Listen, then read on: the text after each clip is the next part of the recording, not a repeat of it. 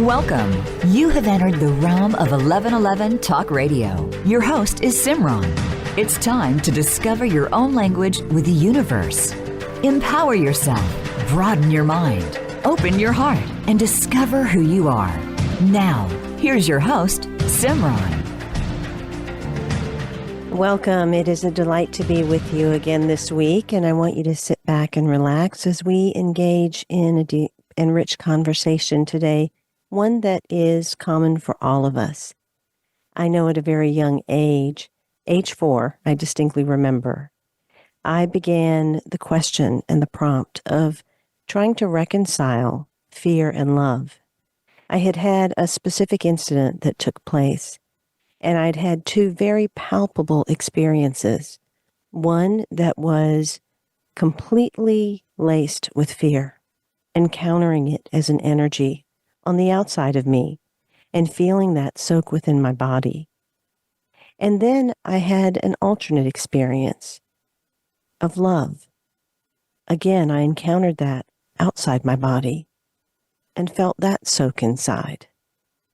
And the rest of my life and the experiences that followed were to really reconcile these very seemingly opposites. And what I've come to know is we could kind of equate love and fear to victimhood, victimization, and freedom and inner authority. There's a fine line between these things, and we are that line. And we must decide which side of the line we really want to live on. We can't have a foot in each world. That's what keeps us in duality. That's what has us riding a fence where we don't know where to go, what to do, and stay in that state of both confusion and conformity. We can see a lot of that in our outside world right now. There are a lot of followers. There are people speaking out of both sides of their mouth, and it seems as if the world is in chaos.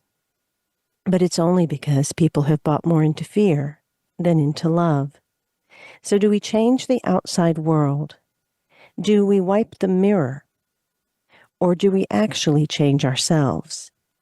I find that if I have toothpaste on my face, it doesn't do a whole lot of good to wipe the mirror. We must wash our face. And hopefully today's show will be an opportunity to feel that showering come upon you so that you can feel what it is like to be that level of a sacred activist. One that truly understands that we have the power and the presence within to really clear up any and everything in our own world and in the outside world. But it all begins on the inside. My guest today is Atousa Raissyan, founder of Soulstick Healing Sanctuary, and she is a recognized shaman, published author, heart-centered transformational healer, spiritual guide and teacher, digital artist, poet, inspirational speaker, life changer, and host of the podcast, Goodbye Bullshit, Hello Happiness. She is an individual who has recently won 3 awards for the book that we are basing this conversation on, and it's titled Change Yourself, Change the World. Transform your life from fear-based living to choosing love and seeing magic. She has within the book a quote from Rumi, where he says, your task is not to seek for love, but merely to seek and find all the barriers within yourself that you have built against it. And she also poses the question, how do you love life if you don't even love yourself? That has been her journey and her uncovering of a lot of knowledge, wisdom, practical experience, and the ability to lead others to their own freedom. She says you cannot run away from the truth for too long. At some point, even if you get the things that you think you wanted, a picture-perfect relationship, family, job, home, etc., if it has been built on a shaky foundation, it will shake and crumble with the slightest breeze, and the crumbling will happen to wake you up to your truth, the truth of who you are beyond the physical experience. Well, I think if you search within your life, if you feel down deeply into your body, And even if you rack your mind, you will feel the truth of those words. Without further ado, I'd like to welcome Atousa to 1111 Talk Radio. Welcome. It's a pleasure to have you here. Thank you, SIMRAN. It's such a pleasure to be here. I'm really excited about the conversation today. It's going to be a rich and beautiful conversation because it is the common ground right now that I think all individuals must walk. And regardless of what we are facing within our lives, whoever we are, economically, socially, religiously, I think it really does boil down to fear or love. And as you move through your book, you talk a lot about why doing this work is so important. And so I think that's a really great place to start, especially with so many changes that we're facing within the world, a whole scale full of crises that people think we need to go and handle. And then on the other side of the scale, it seems to be something that we have to place there. And so why is this work so important right now?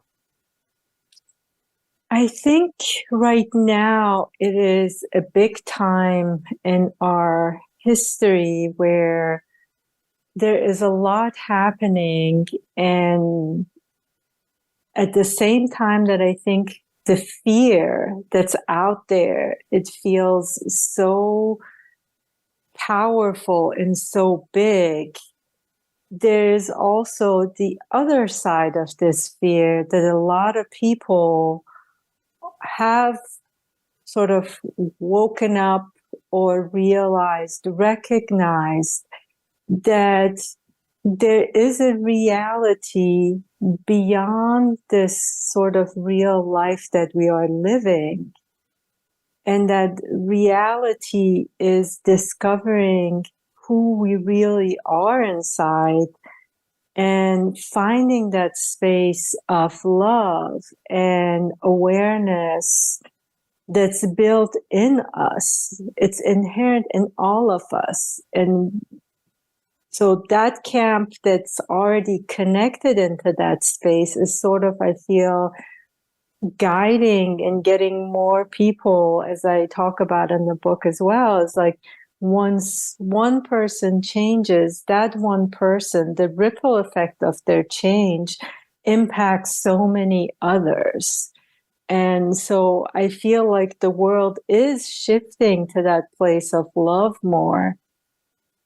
And that's why right now we're seeing that over-exaggeration of fear in the physical world. And fear really has been, in a sense, a tool that has been used. You talk a bit about the history of fear as you start out. And I think that's something that's important to remember or recognize, because it has been used in a lot of ways, both religiously, we can see it being used politically. Talk a little bit about the history of fear and any specific places that you see it is being used at this time where it really is a call for love. Fear throughout our history, I talk about it in the book as saying, I don't know exactly the minute it started, the pinpoint of that. It could be from when, man discovered fire or whenever it was, but it went from beyond the fear that you see the animals experience as an instinctive fear, and it really doesn't take over. But that instinctive fear at some point switched into humans as much more than fear, that it lasted and it sort of took over our lives, and that need for safety and security from the outside, which I think caused a lot of development of civilizations and wars, because then, everybody wanted more and they wanted safety, free security. So it meant like, okay, we have to have more walls. Now, all these people are part of this tribe. So now we need to work for our food, and, we need to gather all the food for us. And so that separation started. And I believe that was the main part of that separation from fear and love. And it expanded, and all the wars and everything that's happened. And even in today's society, that separation showed up in, the gender issues, religious issues, wars between the different countries. And now even, race issues, all of those separations. But even you see it unfolding even in those things that happen. Now it's sort of like it's an invitation to come together at the same time. And I think that's what the important is in this time, is that the coming together. So we've taken the history, look back, all this separation was created. And as more people are shifting to this place of love, now that separation is sort of, we're moving away from that, and we're saying, no, we need to all come together. We need to sit and come to the same level of understanding. We need to come and love one another. We need to come from a perspective of love and acceptance. I love that, an invitation to come together, because I think it's really easy to get caught up in the chaos or in the energy that is being put out there and kind of get swept away, because it's easy to fall unconscious in that way. But if we can look at everything, as you said, as an invitation to connect, an invitation to come back together, then all of a sudden it pivots where we're present. And as opposed to being present to the chaos or the negative energy, we become present to the solution. You talk a bit about the body within the book, and it seems like that might be similar. You talk about anxiety and depression and gut issues, thyroid, high cholesterol, blood pressure, diabetes, different skin disorders as being part of our suffering, part of what ends up happening because of what becomes embedded in the body ourselves or in our psyches. I guess that too is a level of separation. We look at the world, but are we looking at the separations that exist within our body and the symptoms that are erupting from that? Will you speak a little bit more about that aspect of it? Yes, beautiful. So our home, call it our actual home, is our bodies. We are these, call it energy beings, spirits, souls, whatever you want to call it. But there's something that comes into this body that gives it that life force. So this is our home in this physical life. That's our first home that we have. And just like your actual structural home that, you're going to see a leak, you're going to see like, oh, the wood is rotting, I got to fix it. But, your house is giving you cues by physical things that happen. Our bodies is doing the same thing. All those things that we're putting inside, all the fear-based emotions that we're holding on inside is causing the body to react. And those symptoms come about in different ways. Again, all those things that you mentioned. So even our body's inviting us to, hey, can you come back in here? Don't worry about fixing anything. Just connect with me, listen to me, be with me, and I'll guide you to help you release all these things. But we got to be willing to sort of connect with our body and trust that there is a knowing inherent in us that communicates with this body so naturally and perfectly. And if we let go of those doubts and fears and let that communication and interface happen, your body's going to guide you through that healing and release and letting go of all that. I fully agree with you about the necessity to come back into the body. I recently released a trilogy that is so much about helping people to slow down and be with themselves. And yet that's a very difficult thing for a lot of people. They resist themselves, not consciously. They're being run by these impulses that are underneath. And there's also this pull to the outside world. We see it in both men and women. I'm a little more cognizant to women because I am one. And we have these impulses that make us think we have to go out and become something and push and fight against the world and be somebody and all of these things that so often women can become not only more masculine in their energy, but use that pursuit externally as a distraction from their bodies and what they're feeling. I think men have always been a little bit distracted because they've had to be the hunter-gatherers. Can you speak to men and women about how to balance that pull and distraction that keeps us moving towards the outside and really being present not just to the body, but the deep subtleties that continue to unfold as we are present to the body? One of the first things, I like how you separated masculine, feminine. So our bodies, no matter what gender we're born into, we hold both masculine and feminine energy. And within ourselves, once we find a place to balance that, again, no matter what gender you are, if you can balance those sides in you, then you create that harmony much better. And yes, as we come into the physical world, we start to forget and everything becomes outside. Like, how can I get love from the outside? How can I be accepted? How can I live? And it becomes this thing that, is always having to get something, learn something in order to be accepted and loved and approved from the outside.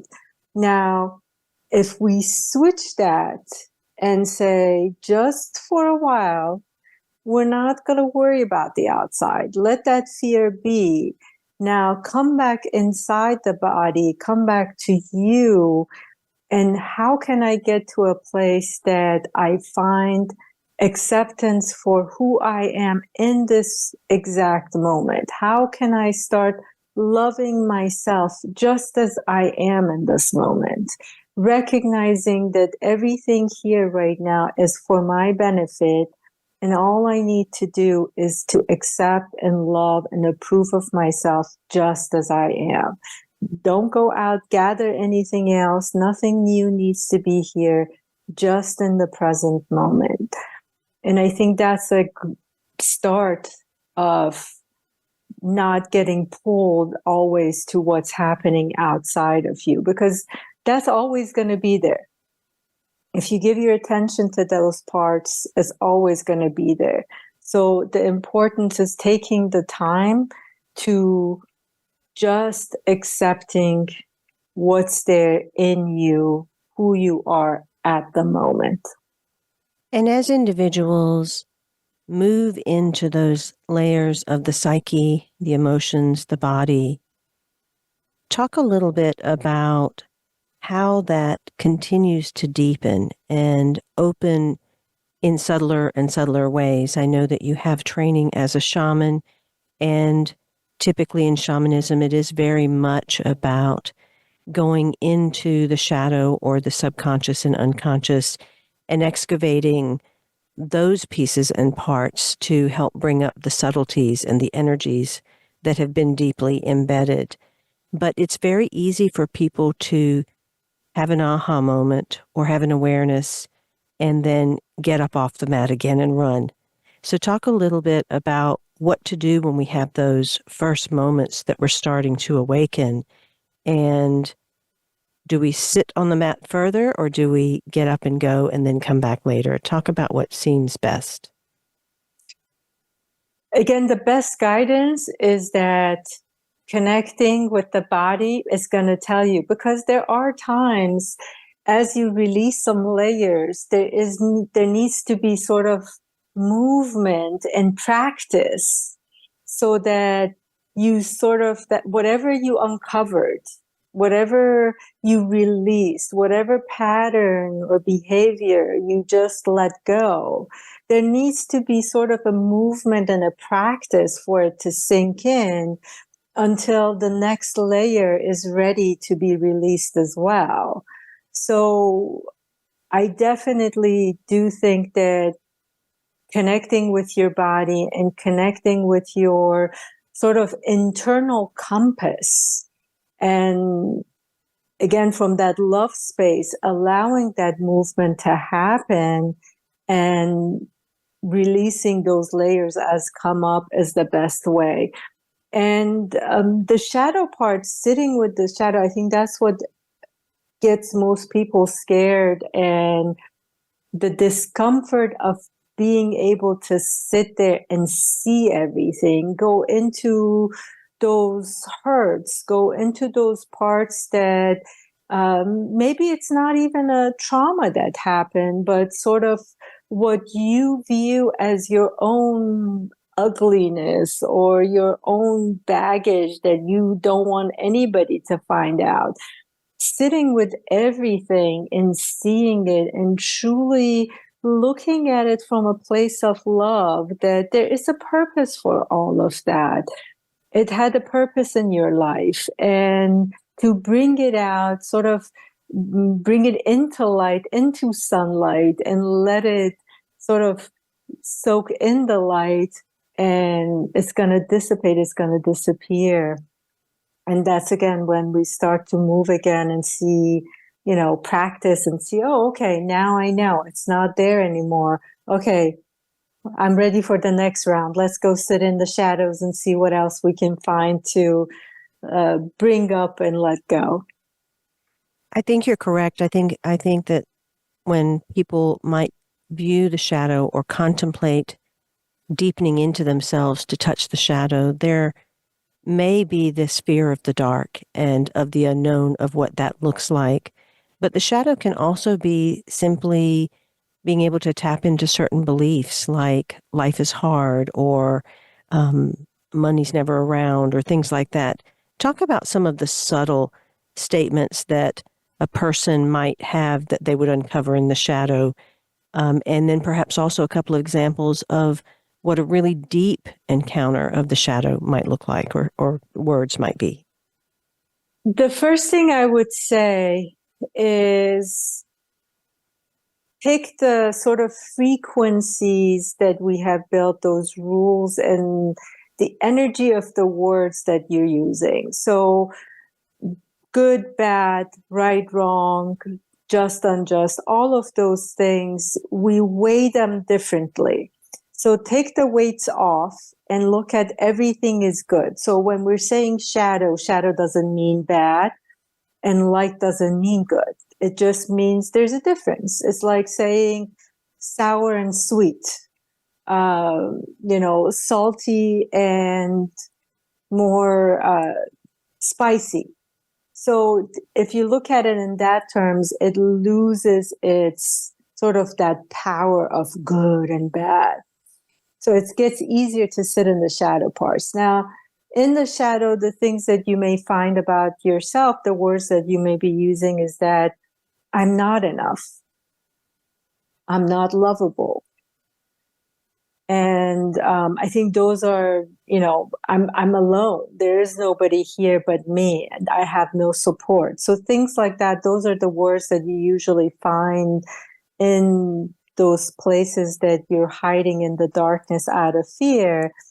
And when you connect to those parts, and again, go at it from a love perspective and start seeing it a little bit differently, shift in perspective, that you'll see, like, if you're saying I'm alone and I don't have anybody, but if you allow that shift to happen and come at it from a love perspective, you start to see, no, there are actually a lot of places in my life that I do have love and support.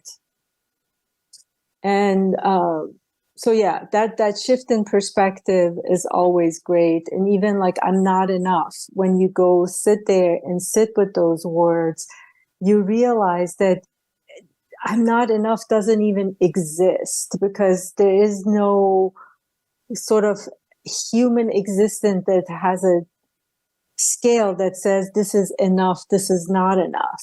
Everything is just love. Everything is enough.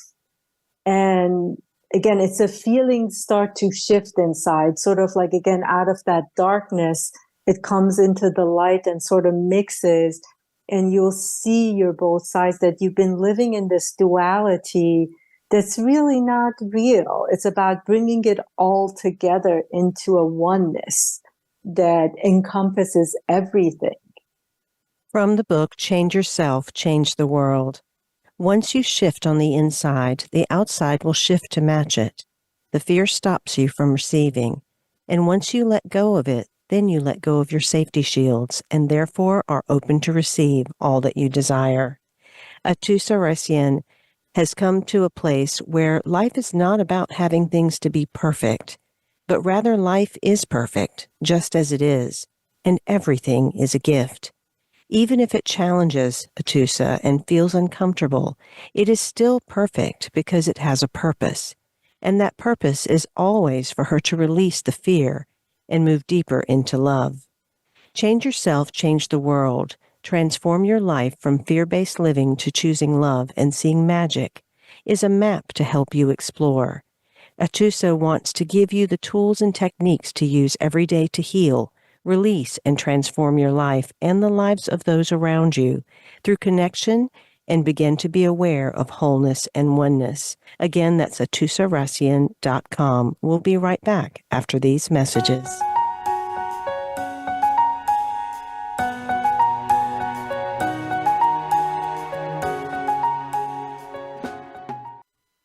Change begins with you. Let it be simple, convenient, and transformative. The time is now. Step through the 1111 gateway. Courses.1111mag.com. I want to announce the release of my latest course. It is called Intuitive Living, the Language of Life According to Signs, Symbols, and Synchronicity. Are you ready to awaken to how life is speaking to you? I want you to know that life exists all around you as an interactive playground. This field of interconnectivity is experience, one that expands connection, communication, and guidance. And throughout your life, there are all manner of prompts and signs that have been with you, whether or not you've been aware. During this grand time on the planet, signs are more and more prevalent. So what might it be like to have a conversation with the universe? Perhaps you've seen numbers repeatedly, 11, 22, 11, 11, 1, 2, 3, 4. Maybe you're encountering certain birds or songs or books. Something is tapping you on the shoulder. Well, if you'd like to connect to greater intuitive living, I invite you to go to learn.imsimran.com and check out the new Intuitive Living course. You can go to either website, 1111mag.com or imsimran.com, and click Courses. My guest today is Atousa Raissyan, and she has written the 3-time award winner, Change Yourself, Change the World. Transform your life from fear-based living to choosing love and seeing magic. Atousa wants you to become aware of your fear and how it is controlling your life. Fear has caused separation in our world, society, and in ourselves. To heal and transform our world, we must begin individually releasing the fears and walls that we've created to keep ourselves safe and once again see ourselves as whole and one with everything. Her goal is to help you shift your reality to find and align with the divine that lives within us all, which is pure, unconditional love. Again, you can find out more at AtousaRaissyan.com. That's AtousaRaissyan.com, and check out her upcoming Tulum retreat, March 23rd to 28th. She has 2 spots left, and also be sure to mark your calendar for the upcoming release of Activating the Divine Human, Embracing Our Shadows and Our Light, a new multi-author collaboration book that she is releasing late spring, early summer. Atousa, you ended the last segment talking a little bit about energy and the energy behind our words, behind our actions, behind our thoughts actually plays more role in creating our reality than sometimes the words and thoughts we used. And you gave a great example in the book in regard to someone looking in the mirror and seeing how they see themselves, but carrying the energy or the thought of something different. You also gave one about food. Could you express one of those examples and help the listeners to understand a little bit more about how the energy behind some of what they're thinking or feeling might be counteractive to what they're actually affirming? Yes, I would love that. One of the biggest thing I always say, and I said it earlier, is to start letting go of good and bad, because we look at everything in those terms, and the energy when we look at good, which is light, which is sweet, which is whatever, it sort of brings about a different energy in our body and in our sort of feelings and emotions. And when we say something is bad or something in the shadow, something with dark, it brings about that anxiety and fear and doubt and all those emotions that go. Even with the emotions we experience, we tend to say good and bad emotions, which rather than they're all emotions. So once we take the words good and bad and the energy behind those, things start to shift in a better place. You can look at it as just is. So, I talk about people looking in the mirror at themselves, and even if I tell you, say, I love myself, or I love my eyes, or I love my hair, but inside you're like, oh my God, I hate my hair. My hair is so bad. The energy of that thought, no matter what the words are coming out of your mouth, that energy is still there, that you don't like your hair. So in those situations, I always say, skip, don't even spend time trying to force it or resist it. Just skip away, accept the resistance that's there right now. Yeah, right now, I just don't like my hair. That is much better than just that fight that you're creating because of those energies that exist. And then also in terms of eating food, we tend to have a lot of definitions about what's good, what's bad, rather than listening to our body. So if there is something you're eating and there's so much energy behind, like ice cream, a lot of people, it's like, oh my God, I shouldn't have this ice cream. Ice cream is bad for me. I'm going to gain weight. Now I got to go run. All those thoughts and emotions behind just that one scoop of ice cream that you're eating cause all that emotional baggage and weight in your body. But if you, as you're eating the ice cream, if you really don't have any sort of emotions about it and you're truly enjoying it, then that will actually benefit your body rather than harm it. That is so true. One of my very first guests back in 2009 was Patricia Bish, and she had written a book called Freedom from Food. And she had actually conducted a study where she gave people 2 different batches of food. And one group ate everything they loved, hamburgers, ice cream, sweets, all the things that they loved. But they felt good about themselves. They felt good about the food. They had no guilt. They had no judgment about the food. And the other side was eating all healthy, but given one little tiny piece of sweet at the very end of every meal. And the one that had all of the, what you would call junk food, they actually maintained or lost their weight or stayed, where they were. But the one who had the little piece of sweet, there was a very large fluctuation. Some gained, the guilt that was there created some different issues. So it is true how we hold the energy behind something. And another place that those types of things occur through happens to be what's passed down as rules or generational types of belief systems. And you talk a bit about that as well, that we've been passed along many different things, and that's part of the clearing of the fear that resides within us. Can you talk a little bit about the rules and how they are based on fear and how our purpose is actually to weed through those weeds? Yeah, so generationally, I mean, I always start with telling my clients this, that, all parents, they're doing their best.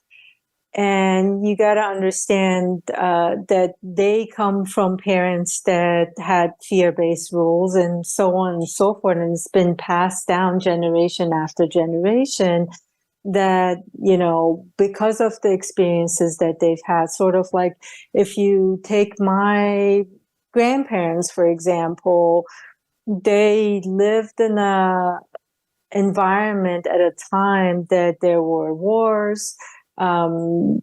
Their livelihood was taken away. And so they created a lot of fear-based rules based on scarcity, that things can be taken away. You got to watch out. You got to save. You got to do these things. And also personal safety because of the wars and everything that was happening. So they had kids, and to protect their kids, so they instilled those rules and behaviors in them. And so my parents, when they had kids, again, those things were passed down. So for myself, I had to, again, part of sitting and looking, going inside and seeing whatever you want to call it, shadow, darkness, rules, behavior. But I noticed there are all these rules that I have in my life that they're really not even mine. I don't truly believe in them, and they don't even exist in my world right now, but I'm still carrying it because of things that a lot of it were passed down from generations before me, and some by even society was passed down. And again, the rules around money, the rules around safety, rules about, how to even live, silly rules of, it could be even like the times that I was taking my shower or how much hot water I use, because growing up, they always told us, you got to save water, you got to save hot water. We don't have hot water for everybody, which was true, in my home. Whoever took the shower, you had to be mindful that there are other people and there wasn't enough hot water to go around. But that's not true right now. So why am I living my life based on that rule that it wasn't even mine? And there are a lot. I mean, I made this silly one, so you see, like, it can be even silly, or it can be as big as my money rules or whatever rules that I had that were around safety. But all of those things, when you start connecting with yourself and looking at your life through the lens of love, and that everything's working out, and take the fear out, then the rules, you'll see like, hey, I don't need these rules anymore. The rules become clear as to there was a fear behind this. The fear is gone. Now I see I don't need this anymore.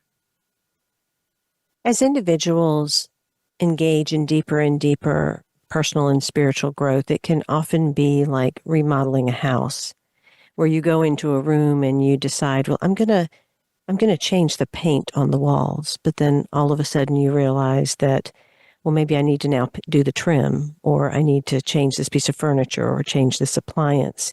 And in the book, you write that as more layers are being released, the lessons would become more challenging. The surface layers are easy to get to, but for where I wanted to go, I needed deeper dives. And the deeper you go, the tougher it becomes to see, heal, and release. It never crossed my mind to stop or change direction as I was creating this new life by peeling back layers of myself, releasing and healing. I was also helping other friends to do the same. I think sometimes individuals do feel like, well, I've done all this work. Why is life still feeling hard or getting harder? And I have my own thoughts around this, What are your thoughts around this? I believe there's some core,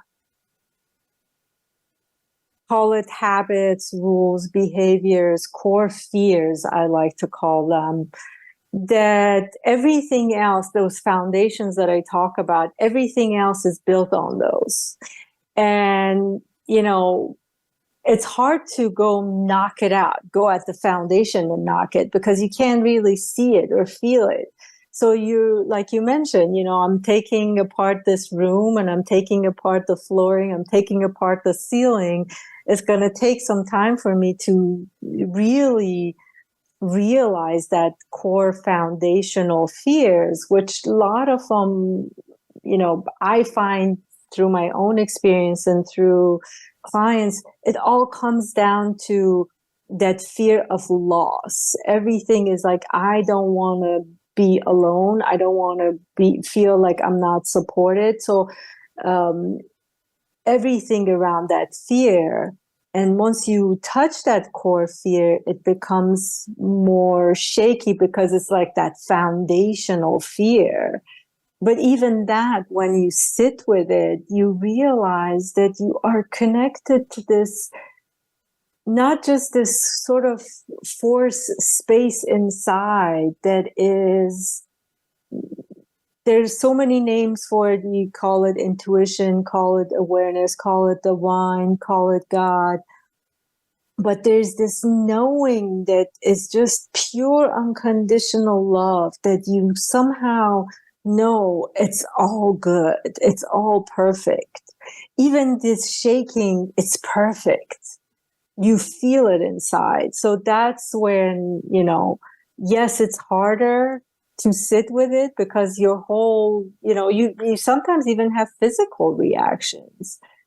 But this is where I need to be in order to get through this space and rebuild this foundation.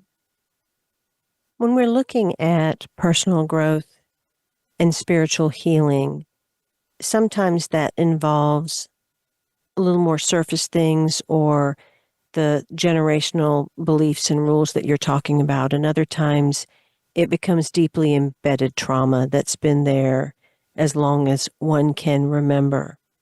Along the way, there has to be the steps of self-acceptance and self-love. Do you find that self-acceptance is a choice, or is it something that grows and flowers within an individual as they loosen the dirt and start to clear out the debris that has been collected?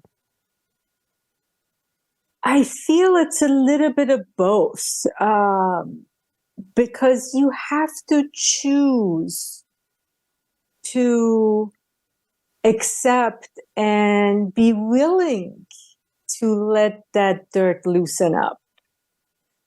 If you constantly are not even willing to look at the dirt, look at the ground, or resisting it, then you're not giving sort of the air and the water that it needs in order to loosen up. You're not even, noticing that, hey, I need to sort of irrigate it or, take the shovel and loosen it up.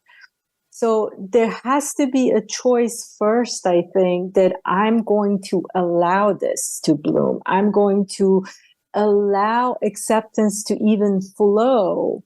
And that choice of I'm choosing this and allowing it, I'm choosing the allowing, is going to bring about the rest. Within the book, Change Yourself, Change the World, you have different pieces of poetry that you've written that are just lovely. And one of them, you say, you are made of the four elements of Mother Earth and Father Sky. You are a miracle and magic, a masterpiece. You are creation in motion. When we're talking about the healing aspect of personal growth, how do these elements apply? And with that, when we're talking about moving forward and living in the joy of our creativity, how do we use the elements to that end? The elements, I always one of the best things I want people to realize is water. I think water and air to me sort of go hand in hand because, oxygen is in water. Water in a way is in the air as well. So whichever one of those you want to take, but water, I think it's easier for people because, again, it's something tangible that they can see, feel in their body. And if you realize how much water just is in our bodies and the animals, plants, again, air, and how, there was I think I talk about it in the book, if not, I've said it before, there was a Japanese scientist that that did a study of water molecules and how they shape it different ways if you give it that energy of love or if you give it the energy of fear and anger and hate. And so even by that, if you feel those elements inside your body and feel that, and that knowing that it's everywhere in the animals and plants, and it's like you feel that connection there. I'm connected through these elements. I'm always connected. We all have that in common. Instead of looking at our genders and skins and nationalities or whatever, we all have that in common. And by exchanging that energy of love, that unconditional love, it transfers through the air, through the plants, to each of us, and we can feel it, and we can feel that shift and change. And as far as creativity, we're creating this life, and however you want your unique expression to be, whether it's words, poetry, visual arts, cooking, even a hug, to me, it can be a creative expression of you. So however you choose to allow that love and to flow out through those elements and through you is how you're creative. You are made of the 4 elements of Mother Earth and Father Sky. You are a miracle and magic, a masterpiece. You are creation in motion. So let's talk a little bit about self-forgiveness. You write that self-forgiveness is the hardest part of the forgiveness process, mainly because we get stuck in the why. Talk a little bit more about that. Yeah, forgiveness is funny. People always think about they got to forgive the outside, but when I bring it in, they see it's like, no, I've actually have not forgiven myself for all the things that's happened to me, and that I've had choices or I didn't choose a certain way. So yeah, self-forgiveness is one of the hardest parts to sit with because of blaming ourselves, blaming what we didn't do. And if we take the time again to look at it from an angle of love, from a lens of love, that in those moments, whatever choices we've made, whatever things we said or did, or choices we didn't make or didn't use our voice, we are different people. We are constantly evolving, and you cannot judge yourself who you were 2 days ago, 1 month ago, 1 year ago, 10 years ago to who you are now. And at that point, whenever you made the choice or not made the choice and did whatever, it was based on certain circumstances, certain mentality and emotions, and that perspective. You did your best. So come at it again, look at it from love, and that you've always doing your best and you're always evolving, and that's going to help you forgive yourself much easier and move forward. We are always surrounded by love, and most time we are not recognizing how much love is flowing to us and around us. All it takes is an openness to connect to your own heart, and in time open it to fully love and receive. The more you move into this recognition and move toward love-based living rather than fear-based living, and open yourself up to trust with the flow of life, the more you move every day about your life with freedom, peace, love, and gratitude. There is a natural gratitude that takes over. It is hard to describe this place, but you understand life, and life becomes beautiful and magical and full of possibilities. Yet you are not attached to achieving, receiving, or doing. Everything is a part of a natural flow and process, and in the moment.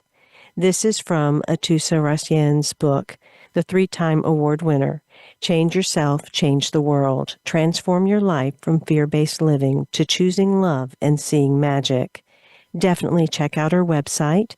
If you'd like to go to Tulum with her, that's coming up March 23rd to 28th. She has only 2 spots left. Definitely check out the future book that's coming, Activating the Divine Human, Embracing Our Shadows and Our Light. You can follow her on social media or sign up for her newsletter. And her website, again, is AtousaRaissyan.com. Thank you so much, Atousa, for being on 1111 Talk Radio. Until next week, I am SIMRAN, in love, of love, with love, and as love. Be well.